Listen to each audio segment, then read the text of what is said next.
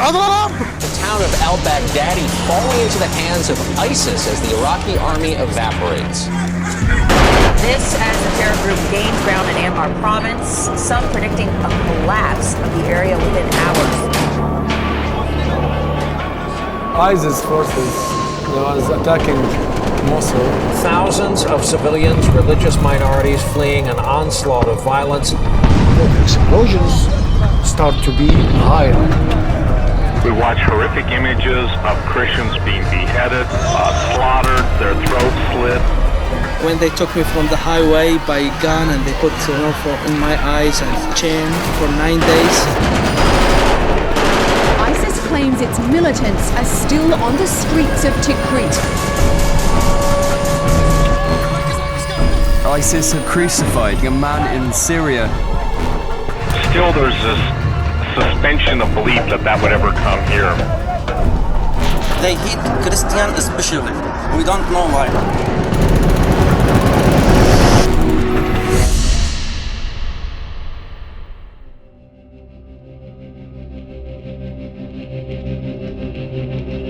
Joy is hardly the response we'd expect from someone suffering violent persecution. The people we've met so far in this series have been exiled, tortured, or torn from their families.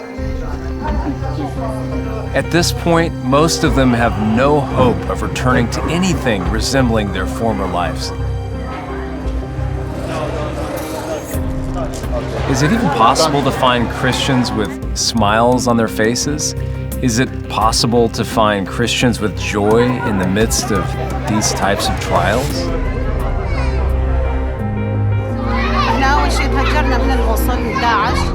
Yesterday, we were in one of the villages around Mosul. When ISIS attacked that village, we had to leave our home. They told us, as a Christian, you have two options. Pay the fees or you have to convert to Islam. Otherwise, we will take your sons to participate in our activities. I decided to leave rather than to stay and give my sons to become part of that terrorist organization. I decided not to give up on my faith as a Christian.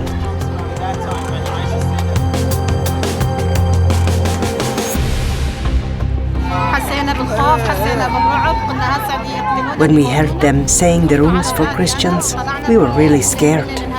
We decided to leave at midnight to get to the first checkpoint in Kurdistan.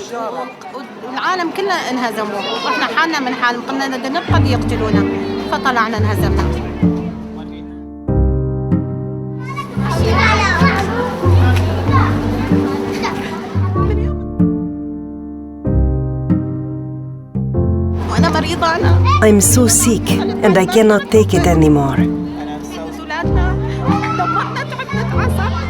And we're just really tired of living on this earth. We just want to die.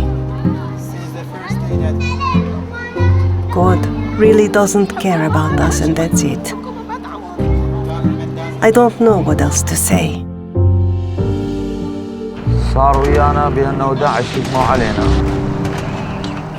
It was 1 o'clock midnight when we heard ISIS was close by our village. And they started to attack, and bombs were dropped in the middle of the city. And we were very scared for our women and girls and our kids. They would be kidnapped or be raped. ISIS actually distributed a pamphlet giving their fighters the right to take infidel women and do whatever they wanted with them in the name of Allah.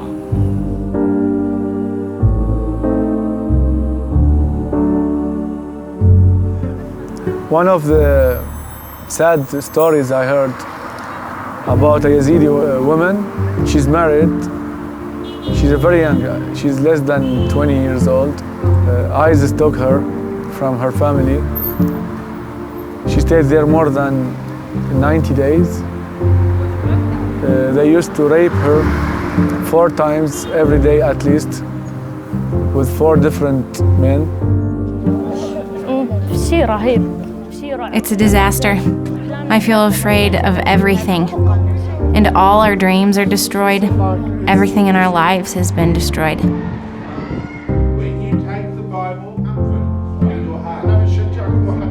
I sell them by price is less than price of hens. One chicken when you buy, it's like $10 or $20. They sell one to other, and they push them to marry them or also to have a sex with them.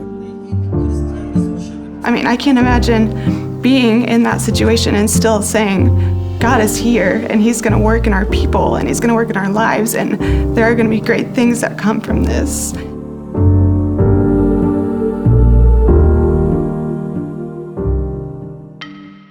My name is Shafia. My family is Christian in a place where it is dangerous to be one. My brother was murdered for defending the Christians in our village. I was kidnapped, imprisoned in a small room, and raped for 4 months. In order to buy me back, my family borrowed money from a brick kiln owner. My family and I worked as slave labor, making bricks to pay off the loan. 11 of us, 12 hours a day, getting paid $3 for every 1,000 bricks. But while I was making the bricks, something happened. I found peace. There's no sugarcoating the suffering. It's dehumanizing, it's painful, it's real. But in the midst of that, I've seen what the Lord can do in His people, that they have joy in the midst of this terrible suffering.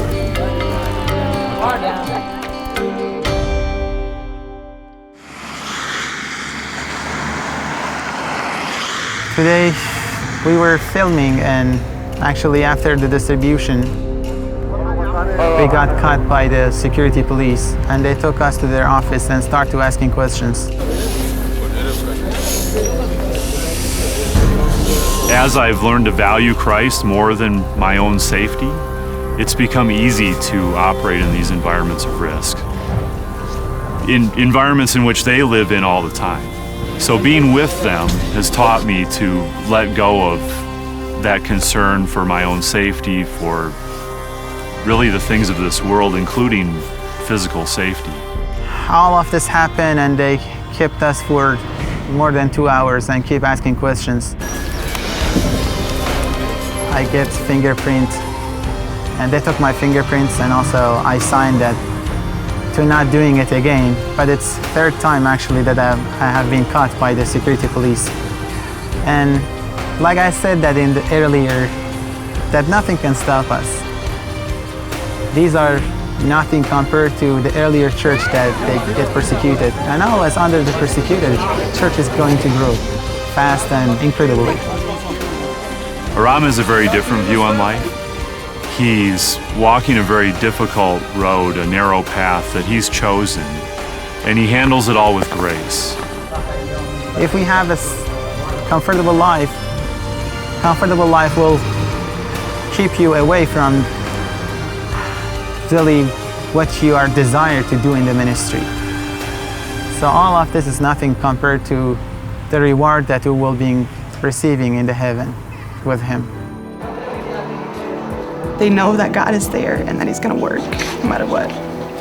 So I can't imagine suffering that much and still saying, God is here and His presence is here and He's gonna work. That's hard for me to imagine that's how I would be with my attitude.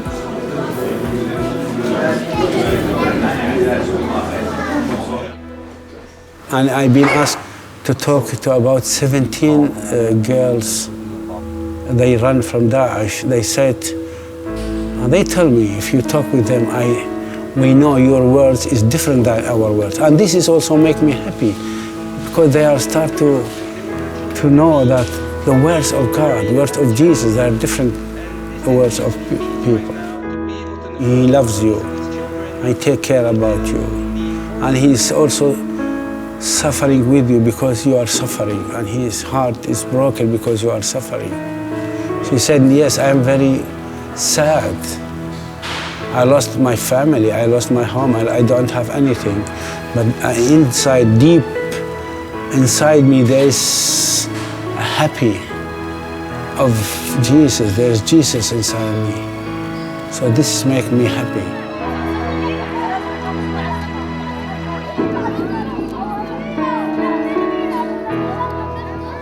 It so struck me that it looked like mother and daughter knitting on a park bench.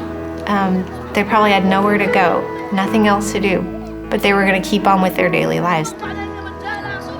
It just makes me think, I might just have to embrace my circumstance. And if I embrace this, I know I can find something else besides the pain and the frustrations and the loss, because I can find God and joy deeper than anything else and anybody, and deeper than what anybody else can tell me about, because I am experiencing that. I just pray that if I am ever tested, that I will stand. That amounts to a modern-day exodus. Thousands of civilians, religious minorities, men, women, and children have been forced from their homes. Widespread panic in the town of Erbil. People there. It's very hard for me to share gospel in this time. People there concerned about whether they need to leave that city. So increasing concern about the plight of those Christians, and of course, but God also used everything to good. Community forced out of their homes into the mountains, desperate. This is truly a living nightmare that's not going away. Like Jesus said, the enemy come to kill and destroy and steal, and the enemy is devil. Or killing our people, or stealing their life, and destroy their life. And Jesus said, I came to you to have a life and a better life. So pray to have people here to find Jesus.